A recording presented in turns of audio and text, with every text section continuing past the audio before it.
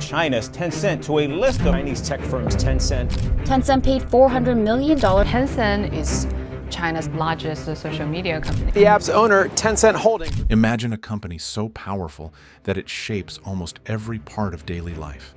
How people chat, shop, pay for stuff, watch movies, and even deal with the government. Now, what if I told you this massive empire started as a tiny startup just copying a foreign chat service? Fast forward a few decades, and it's worth over $500 billion. This is the story of Tencent, the company behind WeChat, the gaming giant that changed the industry, and the tech powerhouse that built an online world so massive, it literally reshaped how China works. Some call Tencent China's version of Facebook, Google, and Amazon rolled into one. But unlike those Western tech giants, Tencent didn't just survive under China's strict internet rules, it thrived. In fact, it became such a key player that it's now part of the system itself. But how did it get there? How did a simple messaging app turn into a global tech empire? And the bigger question, why hasn't any Western company been able to replicate what Tencent has built? To find out, we need to go back to the late 90s, when a young engineer named Pony Ma had a vision. Back then, the internet in China was barely getting started. Hardly anyone had personal computers, and mobile phones, they were just for calls and texts. But Pony Ma saw an opportunity, a huge gap in online communication. Inspired by a messaging app called ICQ, he launched a Chinese version called OICQ. And it blew up. Millions of people signed up, and suddenly, Tencent was at the heart of China's digital revolution. But then, disaster struck. The American tech giant AOL, which owned ICQ, slapped Tencent with a lawsuit. They had to rename OICQ to QQ, but that didn't slow them down. Instead of just offering free chat, Tencent did something no one had ever done before. They started selling virtual items. Custom emojis, premium accounts, online avatars. Sounds normal today, but back then, it was revolutionary. And it worked. QQ became the dominant messaging app in China. But Pony Ma wasn't done. He saw where the future was heading. It wasn't on desktops, it was on mobile phones. So in 2011, Tencent made a bold move. They launched WeChat. At first, it looked like just another messaging app. But Tencent had way bigger plans. WeChat wasn't just about chatting, it was about creating an entire ecosystem. They wanted WeChat to be a one-stop platform where you could do everything: send money, order food, book flights, read the news, even get a doctor's appointment. All inside one app. The real game changer. WeChat Pay. In the West, people were still swiping credit cards and carrying cash. But in China, WeChat Pay made wallets basically useless. Suddenly, people weren't just chatting on WeChat.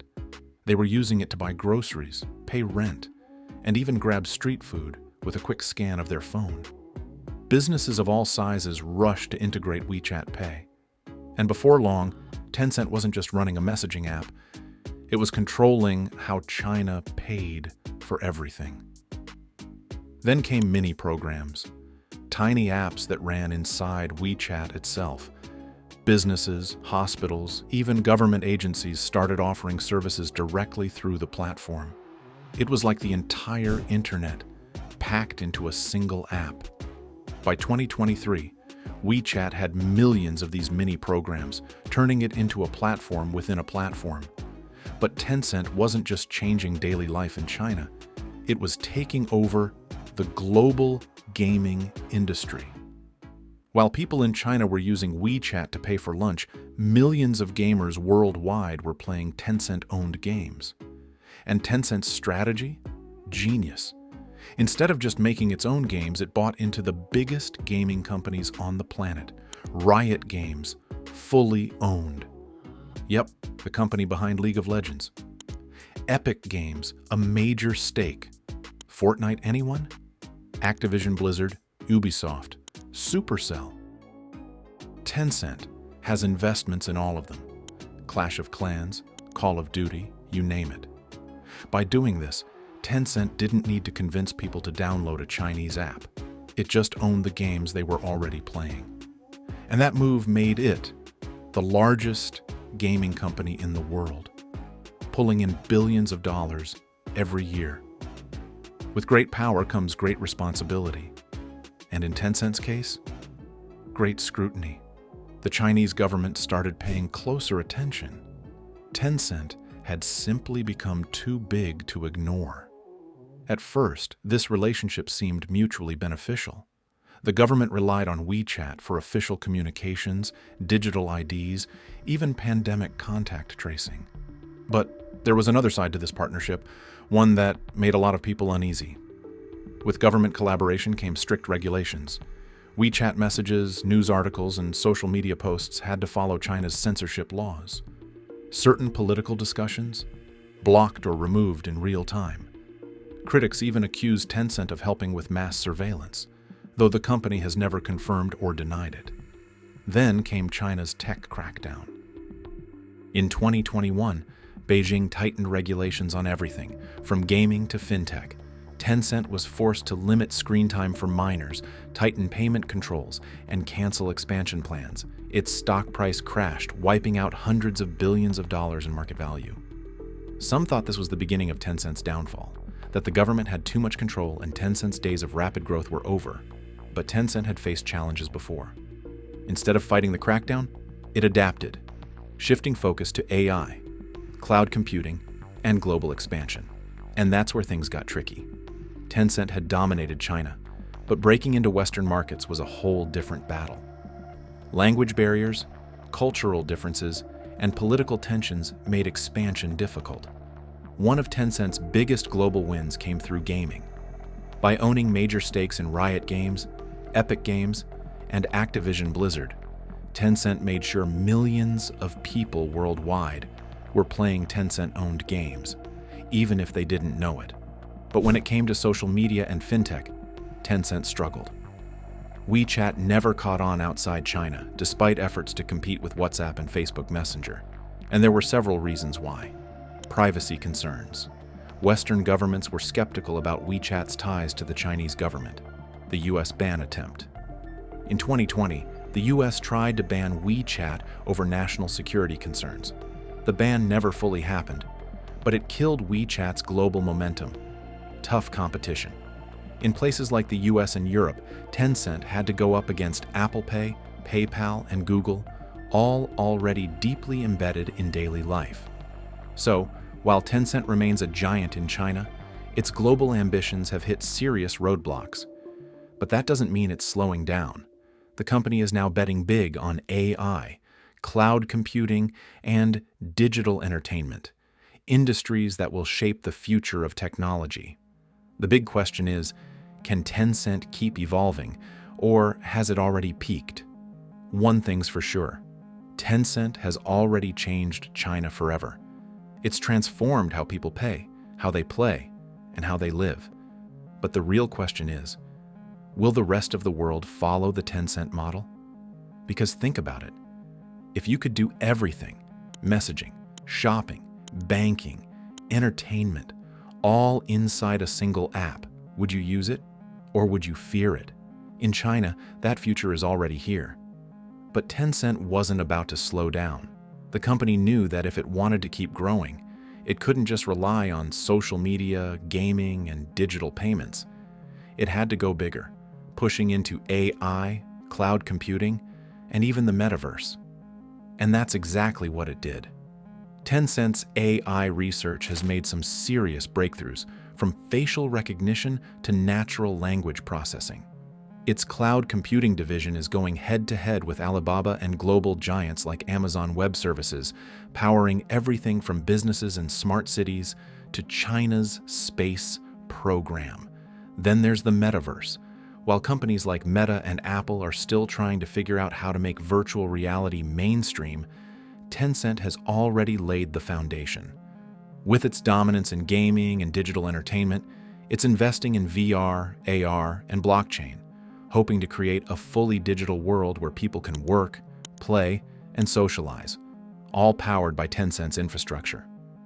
But here's the big question. Can Tencent stay on top? Competition is heating up. ByteDance, the company behind TikTok, is a rising threat. Alibaba still dominates e-commerce and cloud services. And on top of that, government regulations continue to tighten the leash, making expansion harder than ever. And then there's the global challenge. Western governments don't trust Chinese tech companies. They see them as security risks. So how far can Tencent really go outside of China? Will it remain a domestic powerhouse, or could it actually reshape the digital world the same way it did in China? One thing's for sure, Tencent isn't just another tech company. It started as a simple messaging app, but today it runs an entire digital ecosystem that 1.5 billion people rely on every single day. It has changed the way China lives, works, and plays. And whether the rest of the world embraces Tencent's vision or fears it, one thing is certain. This company is far from done. Because Tencent's story isn't just about technology, it's about power. It's about how one company built an empire so massive that it blurred the lines between business and national infrastructure. It's about how a single tech giant became a necessity in modern China, shaping how people communicate, how they spend money, and how they consume entertainment. But here's the real question. Is this a glimpse into the future of the digital world? Or is Tencent's dominance something that could only happen in China? In many ways, Tencent represents a version of the internet the West never fully embraced. In China, everything is connected. Payments, shopping, social media, even government services, all inside one unified digital space. But in the West, it's a different story. You use Facebook to chat, PayPal to send money, Amazon to shop, and Netflix to watch movies. There's no single platform that ties everything together the way Tencent has done in China. And maybe that's exactly why Tencent never truly broke into the global market the way Apple or Google did. The Western internet was built on openness, competition, and choice. But China's digital economy evolved in a different direction, prioritizing efficiency, control, and centralization. Tencent thrived in that system, but the moment it stepped outside China, it ran into resistance. Governments feared its influence. Competitors refused to integrate with its products. Users were hesitant to trust a platform so deeply tied to China's political system. So what happens now? Tencent isn't going anywhere. It's still a trillion-dollar empire, leading advancements in AI, gaming, and cloud computing. But the world is shifting. Governments are cracking down on big tech.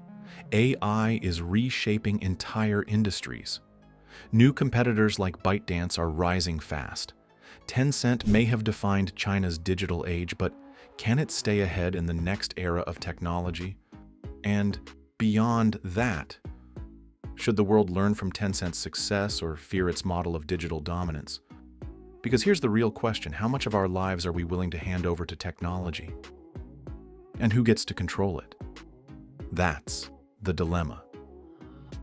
Are we moving toward a future where one company controls everything we do online? Or will the world reject the idea of a centralized digital empire like Tencent's? For China, that question has already been answered. Tencent isn't just a tech company, it's a way of life. Whether you're ordering food, booking a doctor's appointment, paying rent, or checking the latest news, Tencent is always there. It's embedded into daily routines in ways that most Western companies can only dream of. But the rest of the world? That's a different story. In places like the US and Europe, people are wary of too much corporate control. The idea of one company handling everything, from your social life to your financial transactions, raises concerns about privacy, competition, and even democracy itself. Governments have already forced companies like Meta and Google to separate their services, and if Tencent ever tried to expand in a meaningful way, it would likely face the same level of scrutiny. Yet, at the same time, we're slowly moving toward a future that looks a lot like Tencent's model. Apple is expanding into financial services with Apple Pay and Apple Card. Amazon isn't just an online store anymore. It's in healthcare, cloud computing, and even space exploration. Meta is still pushing for a world where our digital and physical lives merge in the metaverse. In a way, Western tech giants are just creating their own versions of what Tencent has already built. So the real question isn't if Tencent's model will take over, it's who will get there first. Because at the end of the day, convenience always wins. If people can chat, shop, pay, work, and play in one place, they will.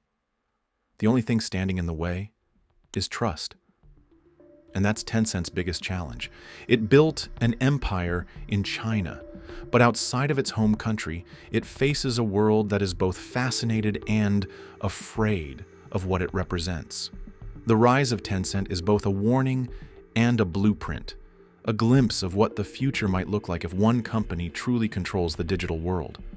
So the only question left is, would you be comfortable living in that world?